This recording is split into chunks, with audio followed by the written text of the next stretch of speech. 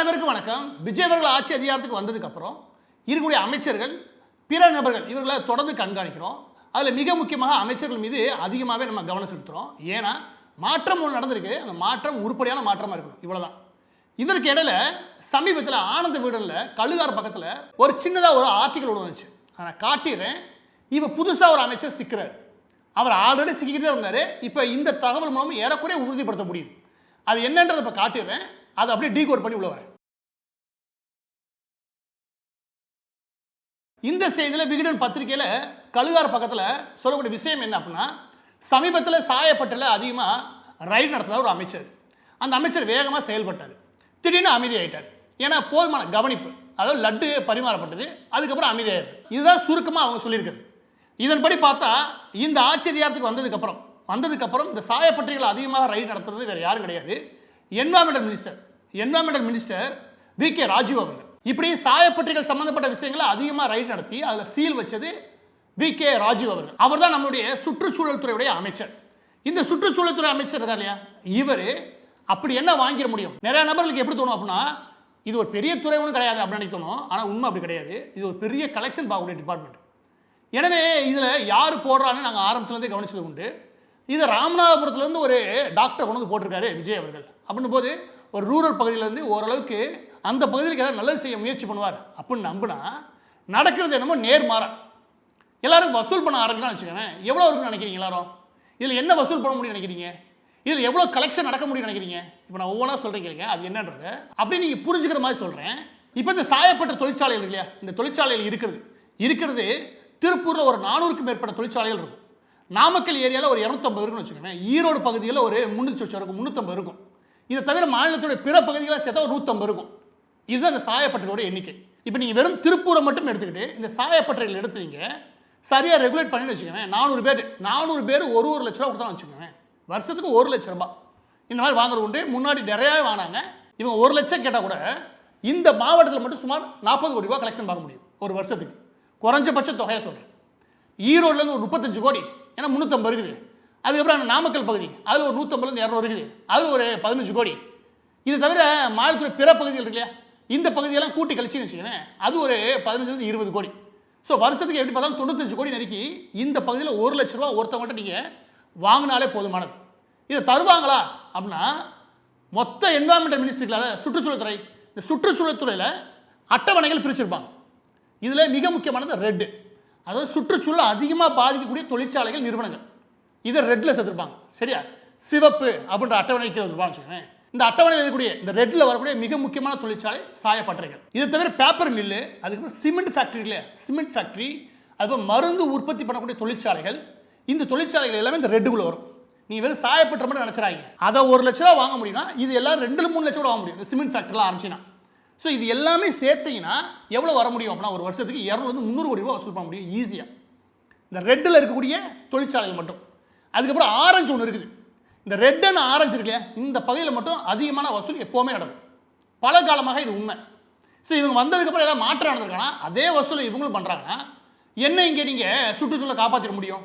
இன்னொரு விஷயம் இருக்குது, தொழிற்சாலைகள் ஒழுங்காக இயங்கினா கூட அங்கேருந்து வசூல் பண்ணுறது. அப்போ தொழிற்சாலைகள் என்ன ஆயிரும்னா, எப்படியும் காசு கொடுக்க போகிறோம், இனிமேல் நம்ம ஒழுங்காக நடந்தானே, ஒழுங்காக நடக்கலைன்னா என்ன, ஆறாவது மண்ணாவது. புரியுங்களா உங்களுக்கு?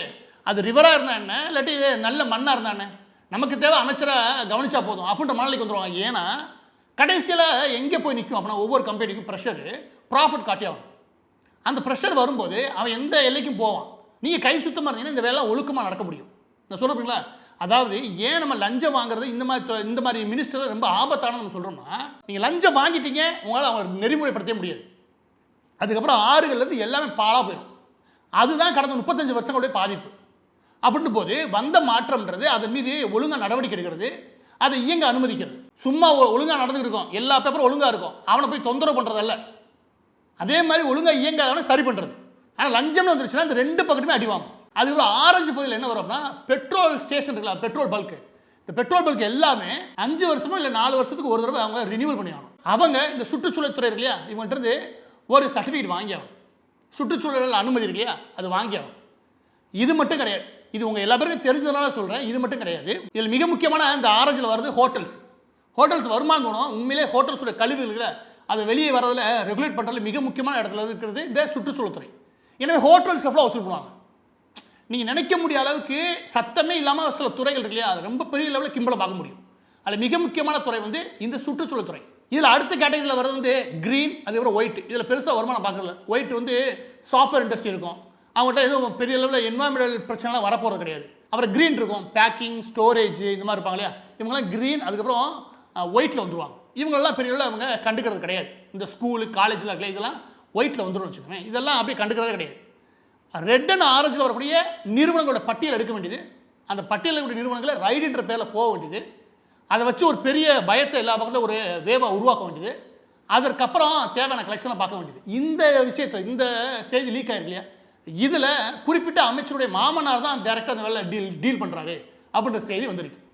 அப்போ எப்படி பார்த்தாலும் சரி, இந்த குறிப்பிட்ட துறைக்கும் கீழே குறைஞ்சபட்சம் நான் சொன்னது ஒரே ஒரு சாயப்பட்டில் மட்டும் உங்களால் 95 கோடி பார்க்க முடியுமா? பிற நிறுவனங்கள், ஹோட்டல்ஸ், அதுக்கப்புறம் பெட்ரோல் பங்க் வச்சுருக்காங்களா, பெட்ரோல் பங்க் வச்சுருக்கவங்க இப்படி எடுத்து நீங்கள் ஒரு வட்டம் போட வச்சுக்கோங்க, குறைஞ்சபட்சம் ஒரு வருஷத்தில் சுமார் 800 900 கோடி கிம்பளமாக பார்க்க முடியும். இதனால் எந்த நல்லதும் நடக்காது, எந்த மாற்றமும் கிடையாது. இத்தனை நாளாக அதான் நடந்துருச்சு. இப்போ அதோட கொடூரமாக நடக்க போகுதுன்னா அதனால் எந்த பிரயோஜனமும் கிடையாது. இப்போ அடுத்த மினிஸ்டர் ராஜீவ் அதே வேலையை தான் பார்க்குறாரு. இதில் வருந்தத்தக்க விஷயம் என்ன அப்படின்னா, இந்த குறிப்பிட்ட ராஜீவ் அவருடைய முன்னாள் பதிவெல்லாம் பார்க்க முடியுது, ஒரு டாக்டராக இருக்கார். அதுவும் ராமநாதபுரம் மாதிரி பின்தங்கின பகுதியிலேருந்து வராரு. அவரால் ஈஸியாக எல்லா விஷயங்களையும் புரிஞ்சிக்க முடியும்.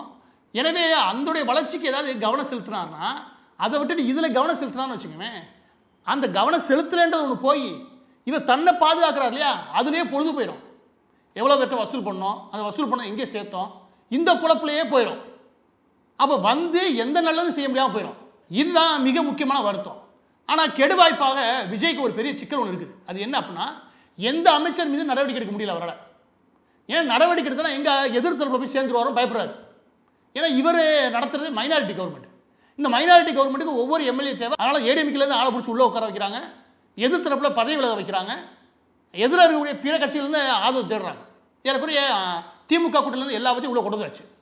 இந்த நிலைமையில் ஒவ்வொரு எம்எல்ஏவும் முக்கியம் போது அமைச்சர் மீது நடவடிக்கை எடுத்தால் அந்த அமைச்சர் என்ன மாதிரி ரியாக்ட் பண்ணுவாரோ. ஏன்னா ஒவ்வொரு அமைச்சருக்கும் இன்றைக்கி எம்எல்ஏவுக்கே ஒரு ரேட்டு இருக்குன்னா ரேட்டு பேசப்படுறது நம்ம தெரியுது. அப்போ மினிஸ்டர் இருக்கவங்க என்ன ரேட்டு பேசப்படும் அப்படின்னு இருக்கு இல்லையா.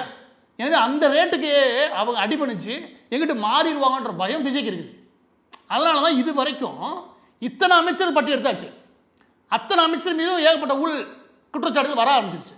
எதன் மீதாவது அவர் எடுத்து நடவடிக்கை எடுத்தாரா, இல்லை யாரையா கூப்பிட்டு வச்சு சத்தம் போட்டு அனுப்புனாரா, இல்லை கண்காணிப்பு வளையத்துக்குள்ள கொண்டு வந்தாரா, இல்லை துறையை மாற்றினாரா, இல்லை பதவி இறக்கம் பண்ணிட்டு புது ஆளை கொண்டு போட்டாரா, இப்படின்னா எதுவுமே செய்யலை. புதிதாக வந்துக்கூடிய அரசு முதல் முறையாக ஒரு மாற்றத்தை கொண்டு வந்திருக்கோம். நம்ம நினைக்கிறனா கூட, நம்ம லஞ்சம் வாங்கணும்னு நினைக்கிறனா கூட கீழே இருக்க ஒழுங்காக இருக்கிறக்கான வேலை இல்லையா, அதுக்கு ஏதாவது நம்ம செய்யணும். அந்த வேலையை விஜய் பண்ணுறது இல்லை. இந்த குற்றச்சாட்டு இருக்குது. அந்த குற்றச்சாட்டின் அடிப்படையில் அந்த குற்றச்சாட்டோட இன்னொன்று என்ன இருக்கு அப்படின்னா, புஷியானது வரதுக்கு முன்னாடி இந்த பசங்களை எல்லாத்தையும் எப்படி ஒரு மைண்ட் உருவாக்கிட்டாருன்னா, ஆட்சிக்கு வந்தால் பார்த்துக்கலாம்ப்பா, பார்த்துக்கலாம் சென்ஸ் செட்டில் ஆகல எல்லாரும் அப்படின்ற ஒரு மைண்ட் செட்டை ஏற்கனவே கிரியேட் பண்ணனால இவங்க வந்ததுமே நேர்மின்றதை தாண்டி நம்ம எவ்வளோ ஒரு வருஷத்தில் வசூல் பண்ண முடியும் அப்படின்ற மைண்ட் செட்டுக்கு வந்துட்டாங்க. இது ஆரம்பத்திலேயே முதல் குளம் முற்றிலும் குளம் மாதிரி கட்சி ஆரம்பிக்கும் போது தப்பு போயிட்டாங்க. இப்போதைக்கு செலவு பண்ணுங்கப்பா, செலவு பண்ணுறதுக்காக தேவைக்காண்டி நீங்கள் நிப்பாட்டின எல்லா எம்எல்ஏ கேண்டிடேட் இருக்காங்களா எல்லா பேருக்கும் குறைஞ்சபட்சம் சொத்து இருக்கும். அப்படியால தான் நிப்பாட்டான்னு வச்சுக்கோங்க. நீங்கள் செலவு பண்ணுங்கப்பா, கட்சிக்கு வந்தக்கப்புறம் எல்லாம் பார்த்துக்கலாம்ப்பா அப்படின்னு சொன்னதுமே அவன் வந்துட்டோம், செலவு பண்ணியிருக்கோம், பார்ப்போம். பெருசாக செலவு பண்ணல, ஆனால் பெருசாக எடுக்கிறதுக்கான முயற்சி நடக்குது. ஸோ 2 வகையான பிரச்சனையில் விஜய் அவர்கள் சிக்கிறார். ஆட்சி அதிகாரத்துக்கு வந்து மாற்றத்தை கொடுக்கணும்னு நினச்சா செய்ய முடியாத நிலைமையில், அதில் தப்பாக இருக்கக்கூடிய அமைச்சர்கள் நடவடிக்கைகளை எடுக்க முடியாத கையாளாகாத நிலைமை. இது ஒரு பக்கத்து. இன்னொரு பக்கத்து வந்து ஏன் இப்படி இருக்காங்க பார்த்தா வரதுக்கு முன்னாடி அவங்களுக்கு எடுத்தது ஒரு பக்கத்து. சார் 2 நாளாக இவரால் பெரிய மாற்றத்தை கொடுக்க முடியாதோ அப்படின்ற சந்தேகம் ஆரம்பத்துலேருந்து எங்களுக்கு உண்டு. அதில் மிக முக்கியமாக அடுத்த அமைச்சர் மாற்றார். இது வரைக்கும் 50 கோடி 100 கோடி 80 கோடின்னு இருந்துச்சு. இந்த ஆள் 250 800 கோடி போயிடுவாங்க. 800 கோடி போய் ரீச் பண்ண விட மாட்டாங்க. அந்த வேகத்தெல்லாம் போயிருக்காரு. எனவே பதிவோட இறுதியாக நான் சொல்ல வேண்டிய விஷயம் என்ன அப்படின்னா, இப்போ இதுலேயே இப்போ இருக்குன்னா அடுத்து மணல் எடுக்கணும், மணல் எடுத்து கொண்டு போகிறது வந்து ஏகப்பட்டது இருக்குது. இதுக்கு எல்லாமே சுற்றுச்சூழல் துறையுடைய அனுமதி தேவை. இது எல்லாத்துலேயும் இவர் புகுந்து ஆடினார்னா நீங்கள் ரொம்பலாம் தேவையில்லை. அடுத்து 3 வருஷம் இருந்தால் போகிறதுல லைஃப் லாங் செட்டில்டு கிளம்பி போயிடுவாங்க. லைஃப் டைம் செட்டில் தான். எனவே ஆரம்ப நிலையிலேயே விஜய் அவர்கள் இந்த மாதிரி விஷயங்கள் வரும்போது அவர்கள் மீது நடவடிக்கை எடுத்து மக்கள்கிட்ட நம்பிக்கை பெறணும். பாருங்கள், எனக்கு ஒரு செய்தி வந்தது. அதை நான் உறுதிப்படுத்தினேன். அதன் அடிப்படையில் நான் நடவடிக்கை எடுத்தேன். இதுதான் நல்லது. இதை செய்கிறார்னா 100% நம்ம பாராட்டலாம். ஆனால் அதை செய்யறதுக்கான எந்த முயற்சியும் விஜய் செய்கிறதா தெரில. எனக்கு தெரிஞ்சு விஜய்க்கு இதை செய்யலாம் போகுதான்னு கூட தெரில. அவர் பண்ணுறதெல்லாம் என்ன, அவர் காலையில் எந்திரிச்சது என்ன கவலையாக இருக்குன்னா, திரைப்படம் ரிலீஸ் ஆகலை, திரைப்படமாக ஏதாவது ஷூட் பண்ணி நடத்தி நம்ம என்ன அப்படியே மாஸ் காட்டுறோம், புரியுங்களா உங்களுக்கு, மாஸ் ஹீரோவாக காட்டுறோம். அப்போ என்ன பண்ணலாம், பாலத்து மேலே ஏறி நின்று வேடிக்கை பார்ப்போம். ஆமாம், இன்ஸ்பெக்ஷன் பண்ணுறாரு சிஎம் இறங்கி நடந்து போகிறாரு, கை காட்டிட்டாரு, மெட்ரோவில் போகிறாரு, இந்த வேலையாக தான் தெரிகிறாரு. நடவடிக்கை எடுத்த பாடம் தெரில, எல்லாம் விளம்பரம் அடுத்த கட்ட விளம்பரத்துக்கு போயிட்டாரு. அதை தாண்டி பொய் செய்தி பரப்புறது. இதிலேயே நீங்கள் இருந்தீங்கன்னா மாற்றம் பெரும் ஏமாற்றமாக மக்களுக்கு போய் முடியும். அதுவே பெரிய எதிர்வினையாக வரக்கூடிய தேர்தல் அமையும். அப்படி எதிர்வினையாக அமைஞ்சிச்சுன்னா திரும்ப எந்திரிக்க முடியாத அளவுக்கு அடி விழுவும். எனவே மாற்றம் கொடுத்துருக்கோம், நம்மளை நம்பியிருக்காங்க. அந்த நம்புகிற மக்களுக்கு நேர்மையாக எந்த அளவுக்கு முடியுமோ அந்த குறைஞ்சபட்சமாக செயல்பட வேண்டியது விஜய் அவருடைய பொறுப்பு.